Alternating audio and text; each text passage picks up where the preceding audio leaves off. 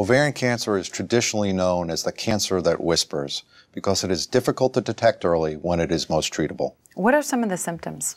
Patients who have persistent abdominal bloating, pelvic or abdominal pain should bring this to the attention of their physician, preferably their gynecologist. How do you treat ovarian cancer? At UPMC, we use a combination of aggressive surgery and intraperitoneal chemotherapy as our standard of care. Intraperitoneal chemotherapy is where a catheter is inserted into the abdomen, and the drug is injected to the area where the cancer lives, and the abdomen is bathed in the chemotherapy. Unlike traditional chemotherapy, which is injected directly into the bloodstream. This therapy has been shown to be superior to other therapies and to increase the length of survival.